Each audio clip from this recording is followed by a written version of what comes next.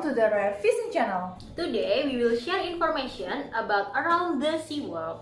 Let's explore the sea! Fishing secrets you don't know about. Everyone has secrets, but good anglers, it seems, keep more than their fair share.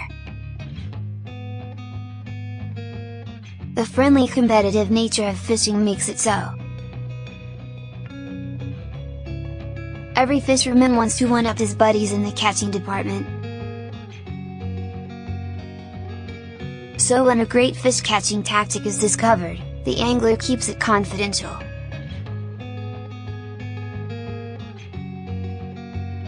Base secrets.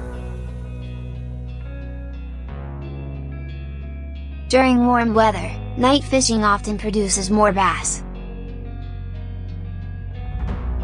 And some of the best night fishing lures are topwater crawlers like the Arbogast jitterbug that have been around for decades.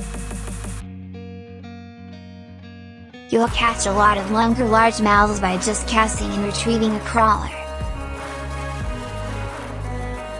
But you'll probably miss a lot of fish that swirl at your lure but don't get hooked. After swearing me to secrecy, a friend showed me a way to remedy that on a basing with the bat strip several years ago.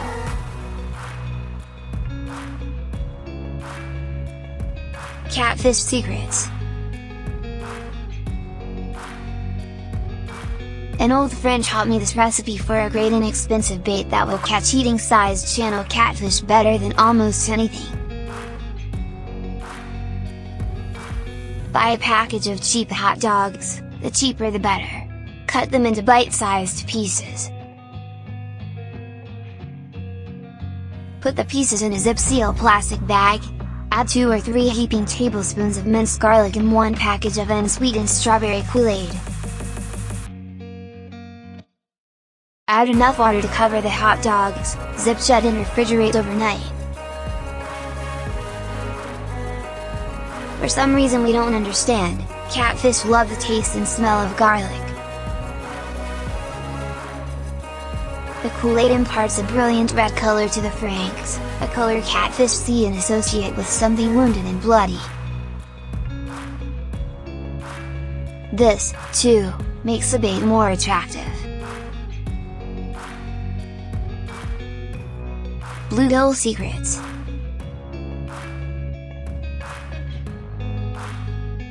I got this tip from an old gray-headed bream aficionado who always seemed to catch more bluegills than me. Add a piece of banana peel to the cage you keep your crickets in, he said. This gives the crickets a flavor and aroma that bluegills find irresistible. What if you're fishing a long way from town and run out of crickets or other bait? Here's what Uncle Guy did. He'd start wading in the shallows and looking for snails and mussels. Lots of anglers never think about it, but these make great baits for bluegills, red ear sunfish and other panfish. Mussels were opened with a knife and cut into small pieces. Fish love these baits like a Frenchman loves escargot. So don't lay your pole down after you cast your bait. It won't be long before you're fighting a nice fish. Trout secrets.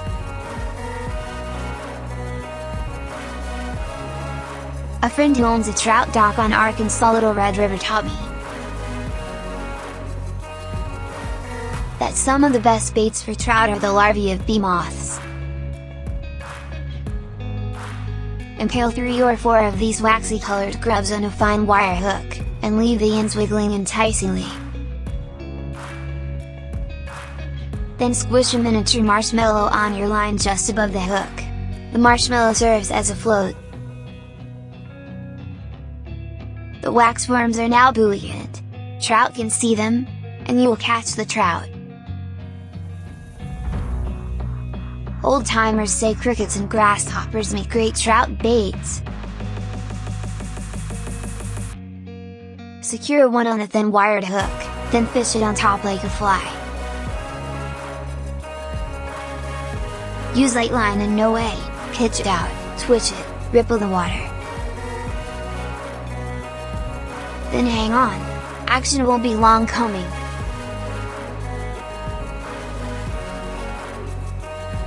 Walleye secret. When you're fishing for walleyes, one of the best live baits to use is leeches. You may be wondering, though, how do I get leeches?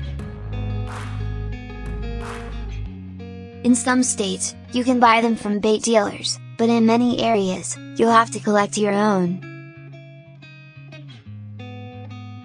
You can find them in ponds with lots of cattails or lily pads, and you can catch them using this long-forgotten method. Take a big hunk of fresh beef liver and stuff it in a burlap bag you've poked a couple dozen holes in with a knife. Tie off the end of the bag with a piece of rope and toss it into shallow water. Leeches will squirm through the holes in loose fabric to reach the bloody liver. And when you come back and pull it in, bingo! You got fish bait! Minnow secret.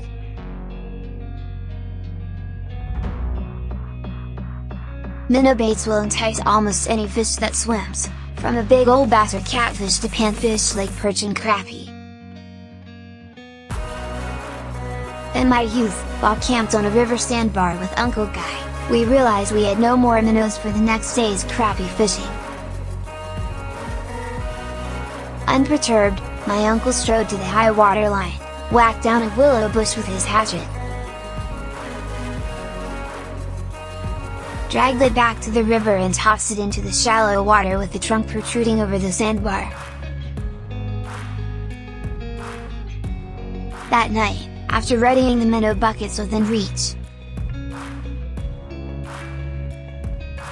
he crept up to the submerged willow and swiftly dragged it out of the water and up the bank in one quick move.